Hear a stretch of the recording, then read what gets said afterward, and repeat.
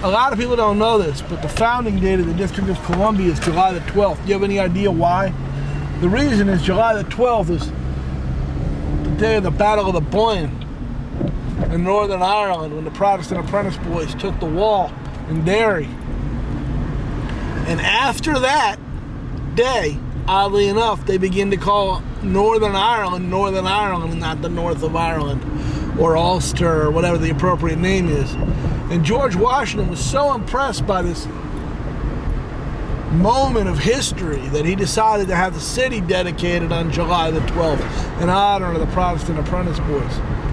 But, you know, of course, that reality never became. Washington, D.C. was always a Catholic city, always an inclusive city, always a city that reached out to new people. And, I mean, you could almost completely juxtapose that with that shithole Northern Virginia that has sat there as an offense to this city, an offense to Maryland, since the very, very, very foundation of the city of Washington. Northern Virginia has been like a growth on the side of Washington, D.C. It's time we took what's ours. We need to take it because it's right.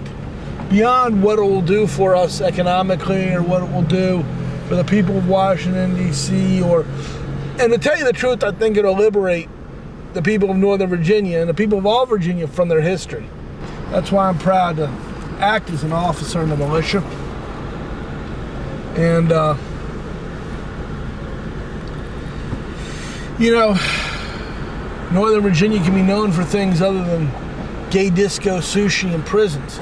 You may notice on the roof of the Capitol, the Indian was facing east.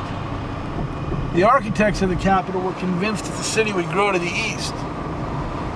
And of course they were wrong. The city grew to the west, going up to upper northwest. But funny enough, one of the areas in the west that prospered the most was stolen from the city. Stolen from the city. And maybe that Indian has turned his head in shame that we allowed that to happen. East Potomac Park, sometimes it's called Haynes Point. It stands out as an indictment of Northern Virginia. It's made primarily of sludge.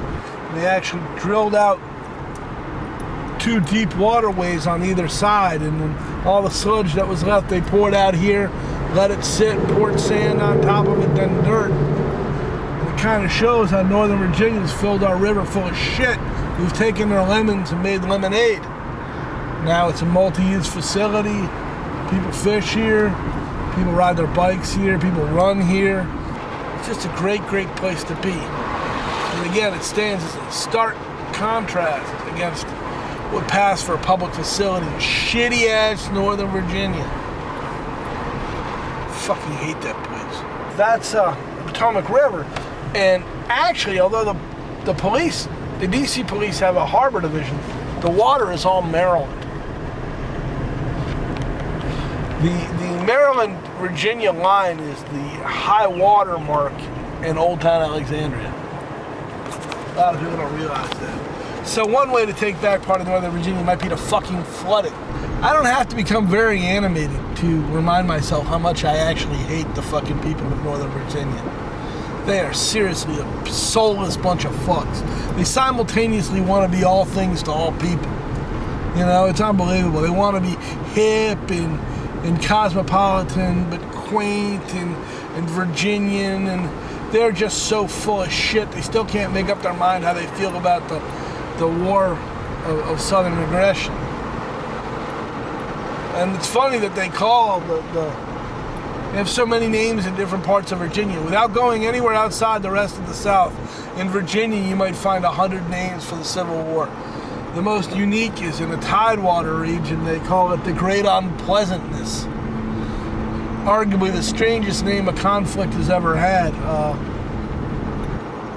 I think that calling our conflict the Potomac War is the right answer.